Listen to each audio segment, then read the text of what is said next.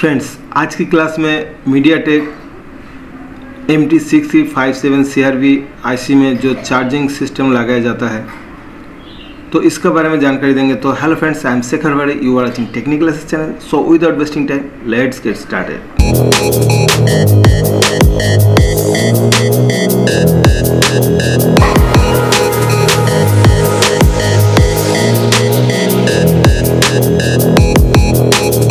तो फ्रेंड्स, इस क्लास को समझाने के लिए मैं Redmi 9A मोबाइल लिया है, उसी का एक डायग्राम मैं ओपन किया है।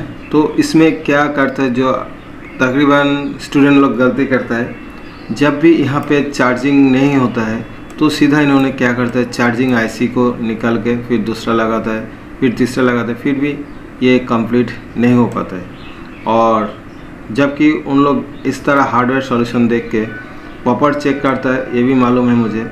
सबसे पहले VIVAS लाइन चेक करता है, VIVAS के बाद यहाँ पे जो OVP IC है इसके ऊपर काम करते हैं। यहाँ पे भी ओके है और इनपुट भी ओके है। उसके बाद ये ओके होने के बाद जो वोल्टेज सिस्टम सप्लाई ये भी ओके निकलता है, फिर भी हमारा ये चार्जिंग में प्रॉब्लम रह जाता है, चाहे आप कितना भी IC चेंज कर लो। तो ये होने का बहुत सारे रीज़न है, जबकि वो प्रॉपर वे में चेक करने का तरीका मालूम नहीं है और किसी ने बताता भी नहीं है। तो आज चलिए हम बताने की कोशिश करते हैं, और आप लोग इस वीडियो को बहुत दोस्त लोगों के साथ शेयर करिए ताकि उन लोग ये सब गलती ना करें और प्रॉपर वे में चेक करें।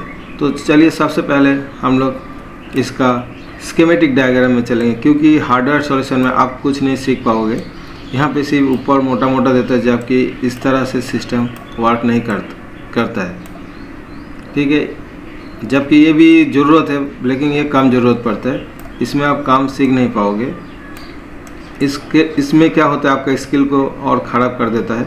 लेकिन बहुत ज़्यादा काम होने से जल्दीबाजी में ये ज़रूरत पड़ता है, तो इस चीज़ को आप लोग ध्यान दीजिएगा। तो चलिए अभी हम लोग स्कीमेटिक में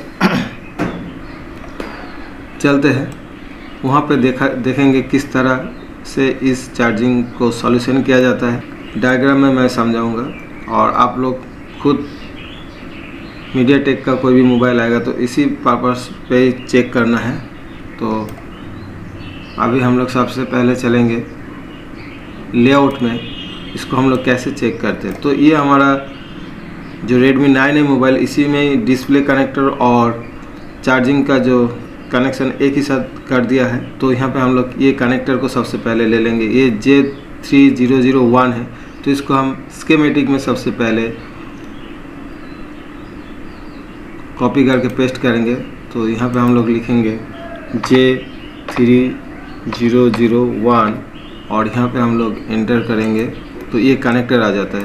तो यहाँ से आने के बाद किस तरीके से चेक करना है, तो सबसे पहले हमारा यहाँ पे VIVAS इन, इस VIVAS लाइन को हम लोग ले लेंगे, ठीक है। तो VIVAS को हम कॉपी कर लेंगे और इसी में एंटर करते रहेंगे। तो ये VIVAS लाइन कैसे कैसे चेक करना है उसी के बारे में ये प्रॉपर दिखाते जाएगा। स्कीमेटिक डायग्राम आपको लेके चलेगा, आपको कहीं भी भटकने नहीं देगा। तो ये जिस तरीके से लेके चलेगा उसी तरीके से हम लोग स्टेप बाय स्टेप चेक करेंगे। देखिए जैसे हमने इसको कॉपी किया और यहाँ पे एंटर मारते रहेंगे। यहाँ पे हम फाइंड किया, देखिए यहाँ पे VIVAS इन दे रहा है, तो इन्होंने सीधा उसी तरह OVP IC के पास इनपुट में लाइन में लेके आ गया। तो यहाँ पे भी हम लोग को 5.2 वोल्ट आना चाहिए चार्जिंग कनेक्टर लगा के, ठीक है। और इस कैपेसिटर पे भी हम लोग चेक करना है वोल्टेज को। यहाँ पे भी हमारा वोल्टेज लेवल ओके है, अगर कोई शॉर्ट नहीं है तो फिर ये वोल्टेज आउट हो जाता है यहाँ से OVP IC का इस तरफ से, ठीक है।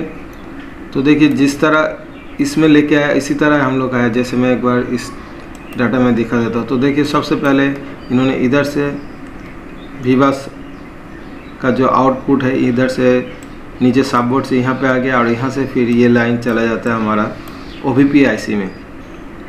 ये OVP IC का इनपुट और ये आउटपुट, यहाँ से ये 5.2 वोल्ट आउट होके फिर इस IC में चला जाता है, जिसमें सिर्फ VIVAS लिखा हुआ है और ये VIVAS इन, दोनों में अंतर है। ये VIVAS इन है और ये सिर्फ VIVAS है। यहाँ से जैसे आउट हो गया तो ये VIVAS। तो हम लोग फिर स्कीमेटिक में चलेंगे। देखिए ये VIVAS इन है और ये ओनली जब आउट हो गया तो इसको भी बास बोला जाता है। तो इस चीज़ को आप नोट करके रखिए। तो यहाँ तक हमारा सप्लाई जब ओके हो जाता है तो यहाँ पे हम लोग देखेंगे ये भी बास नेक्स्ट कहाँ पे जाता है, तो उसी हिसाब से हम लोग चेक करेंगे। तो इसको हम क्लिक कर देंगे डबल, और उसके बाद नेक्स्ट करेंगे। देखिए भी बास इन वही वाला दिखा रहा है, तो यहाँ तक हम लोग आ गया था। तो इसका बाद और यहाँ पे 5.2 वोल्ट होना चाहिए OVPIC से आउट होने के बाद भी। और आगे हम लोग देखते हैं ये क्लाइंट कहाँ जा रहा है। तो देखिए यहाँ पे VBUS इन दिखा रहा है, एक टेस्टिंग पॉइंट है। उस टेस्टिंग पॉइंट पे हम लोग चेक कर लेंगे कि VBUS का जो इन यहाँ पे एक टेस्टिंग पॉइंट दिया, जैसे हम लोग पहले चेक कर लिया था। एक बार मैं दिखा देता हूँ कौन सी जगह पे। देखिए ये जैसे VBUS इन ये है टेस्टिंग पॉइंट यहाँ पे।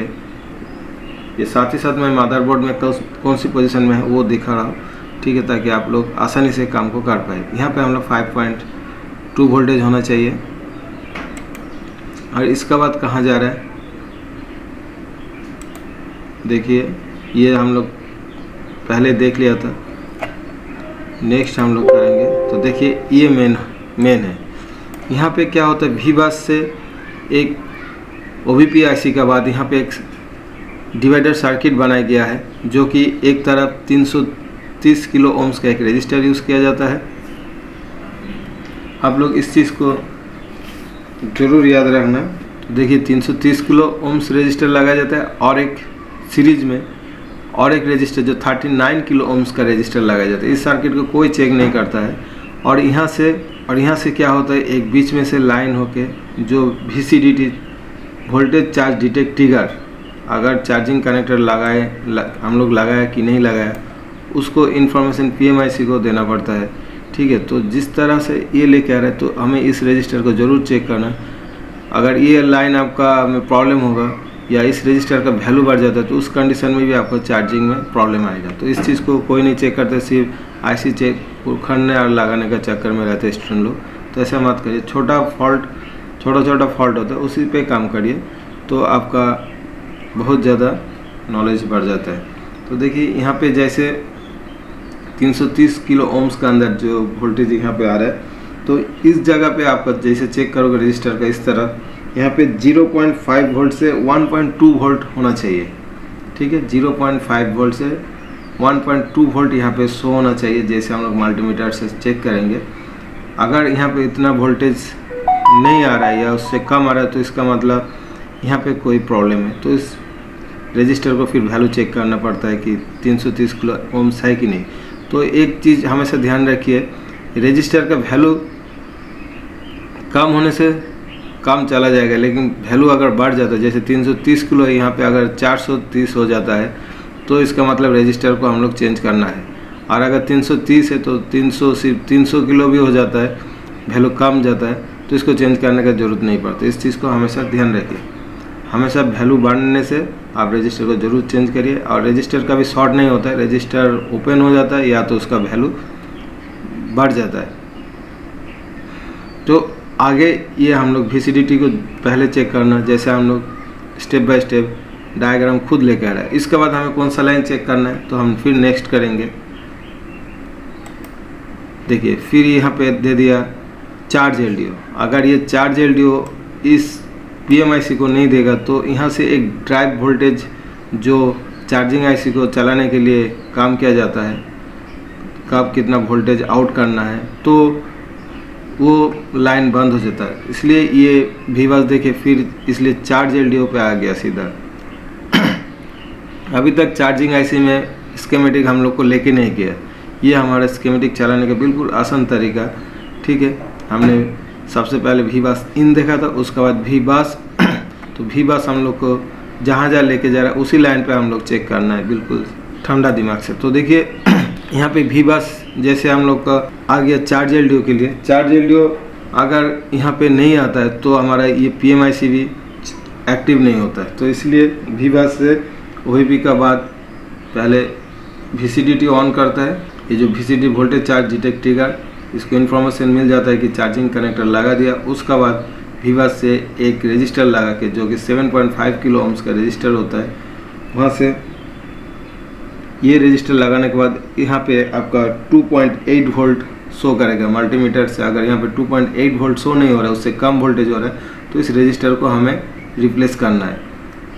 रजिस्टर क्यों रिप्लेस किया जाता है? क्योंकि इसका वैल्यू अगर बढ़ जाता है 7.5 का जगह अगर 8.5 हो जाता है या 9.5 कुछ भी अगर वैल्यू बढ़ जाता है जितना लगा हुआ, तब उस कंडीशन में हम रजिस्टर को चेंज करते हैं। अगर वैल्यू घट जाता है 6.5 हो जाता है, तब हम इसको चेंज नहीं करेंगे। हमेशा इस बात को ध्यान रखिए, इसलिए मैं बार बार इस पॉइंट को बार बार दर्शा रहा हूँ। और रजिस्टर ओपन होता है और वैल्यू बढ़ जाता है, ये दो कंडीशन में इसको फॉल्टी माना जाता है। तो यहाँ पे 2.8 वोल्टेज होना चाहिए। आप चाहे कैपेसिटर का इस तरफ चेक कर सकते हैं या तो रजिस्टर का इस तरह चेक कर सकते हैं। उसके बाद चार्ज एलडीओ जाने का बाद अभी देखेंगे वीबास कहाँ लेके जा रहे हैं हम लोग को, तो फिर हम लोग नेक्स्ट करेंगे। तो ये दो सप्लाई बहुत इंपॉर्टेंट, एक चार्ज एलडीओ और एक VCDT, इसको आप कॉपी में नोट कर सकते हैं। कभी भी इस तरह चार्जिंग का प्रॉब्लम आता है मीडियाटेक सेट में, तो इस दो VCDT और चार्ज एलडीओ को आप नोट करके उसको ज़रूर चेक करिए। अगर इस दो जगह में फॉल्ट होगा तो आपका चार्जिंग ऐसी में भी काम नहीं होगा। तो VCDT में कितना वोल्टेज होना चाहिए मल्टीमीटर से अगर हम चेक करेंगे, और दोबारा रिपीट कर रहा हूँ, 0.5 वोल्ट से 1.2 वोल्ट और यहाँ पे 2.8 वोल्ट। तो चलिए अभी हम लोग वीबास नेक्स्ट कहाँ जा रहा है उधर चेक करेंगे।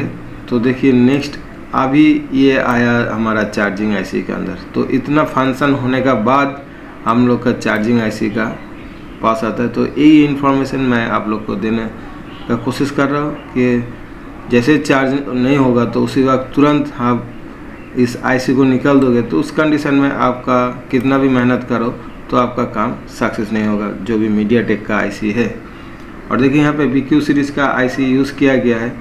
तो ये IC क्वालकॉम सीरीज़ में भी लगाया जाता है और मीडियाटेक में भी यूज़ किया गया है, ठीक है। तो लेकिन मीडियाटेक में ये IC चार्जिंग देखने से पहले इम्पोर्टेंट जो था, दोबारा रिपीट कर देता हूँ। देखिए ये जो चार्ज एलडीओ और आपका जो VCDT ये बहुत ज़्यादा इम्पोर्टेंट है। तो इसको सबसे पहले चेक करिए। जिस तरह आपको ये डायग्राम लेके जा रहा है उसी हिसाब से चलिए, अपना दिमाग लगाने का कोई ज़रूरत नहीं है। तो आप प्रॉपर वे में चलोगे तो आपका काम बिल्कुल स्मूथली हो जाएगा और आपका ये सब काम सक्सेस हो जाएगा। क्योंकि ये दो सप्लाई अगर नहीं मिलता है, ये जो सप्लाई VCDT और चार्ज एलडीओ, तो ये IC जो PMIC इसका भी ड्राइव वोल्टेज, तो यहाँ पे एक ड्राइव वीबास सप्लाई बनता है, तो वो चार्जिंग IC को नहीं भेजता है, जिसका कारण हमारा कितना भी IC चेंज करता है हमारा चार्ज नहीं हो पाता है। तो फ्रेंड्स ये दो सप्लाई बहुत इंपॉर्टेंट है। उसका बाद ही आप लोग जिस तरह डायग्राम लेके आ रहे हैं उसी तरह हम लोग काम करेंगे। उसके बाद हम लोग इस IC पे चेक करेंगे कि यहाँ पे वीबास इन हो रहा है कि नहीं। अगर वो दोनों सप्लाई ओके रहेगा तब जाके ये प्रॉपर काम करेगा, इस बात को हमेशा ध्यान रखिए। तो उसके बाद हम लोग इस IC के ऊपर ध्यान देंगे। मीडियाटेक का जो IC है, क्वालकॉम में होने से बात अलग था, उस टाइम डायरेक्ट हम यहाँ पे चेक कर सकते थे, लेकिन अभी मीडियाटेक का काम कर रहा हूँ Redmi 9A मोबाइल का। तो उसका बाद हम लोग यहाँ पे चेक करेंगे वीबास इन हुआ कि नहीं। देखिए यहाँ पे जैसे BQ सीरीज़ का IC वही सेम है, तो यहाँ पे इनपुट हो जाता है, फिर ये PMID दे दिया। यहाँ पे जितना 5.2 शो होगा तो यहाँ पे भी 5.2 वोल्ट शो होगा। उसके बाद बूट कैप जो कैपेसिटर होता है यहाँ पे भी सेम वैसा है, ठीक है। स्विचिंग हो रहा है कि नहीं, यहाँ पे 4 वोल्ट होगा तो यहाँ पे 9 वोल्ट होगा, इससे डबल वोल्ट हो जाएगा। उसके बाद कॉइल लगा हुआ है, एक बाक कॉइल लगा है एम्पियर ज़्यादा करने के लिए। उसके बाद एक पॉइंट बैटरी सिस्टम 2 और सिस्टम 1 आ जाता है इसके अंदर, फिर दोबारा रिटर्न आ जाता है और एक पूरा हमारा सिस्टम में चला जाता है। PMIC को ये सप्लाई दिया जाता है या नेटवर्क IC में भी दिया जाता है 4GPA 2G 3GPA का अंदर। इसके बाद ये जो वोल्टेज सिस्टम जो सप्लाई है इसका क्या होता है, एक पॉइंट यहाँ से सीधा फिर इस IC के अंदर चला जाता है। यहाँ पे सिस्टम 2 और सिस्टम 1 का नाम पे जाना जाता है। और ये सप्लाई क्या करता है, फिर वीवैट के लिए चार्जिंग सप्लाई आउट करता है। लेकिन चार्जिंग सप्लाई तब तक आउट नहीं करेगा जब तक इसका बैट ऑन PMIC को इन्फॉर्मेशन नहीं मिल जाता। जैसे मैं दिखाता हूँ यहाँ पे, जैसे हम लोग बैट ऑन लिखेंगे, बैट ऑन जैसे हम लोग एंटर करेंगे और ये वाला जो पॉइंट है हमारे बैटरी कनेक्टर से जब तक हम लोग बैटरी नहीं लगाएंगे तब तक ये इन्फॉर्मेशन आगे नहीं पहुंचेगा। आगे जैसे देखता हो कहाँ पे, ये जो हमारा PMIC को जब तक ये बैटन इन्फॉर्मेशन नहीं मिलता है तब तक चार्जिंग IC को भी सप्लाई आउट करने के लिए, तो फ्रेंड्स जब तक ये बैटन इन्फॉर्मेशन PMIC को नहीं मिलता तब तक इनका जो ड्राइव बस वहाँ पे भी आगे ये PMIC को चार्जिंग IC को इन्फॉर्मेशन नहीं देगा कि बैटरी को चार्ज करना है कि नहीं है। तो इसलिए ये भी बैटन भी बहुत इम्पोर्टेंट है। ठीक है, तो हम लोग का जो इम्पोर्टेंट सप्लाई अभी क्या क्या हो गया आपको मालूम चल रहा है। एक तो हो गया VCDT, दूसरा है चार्ज LDO और तीसरा है बैटन।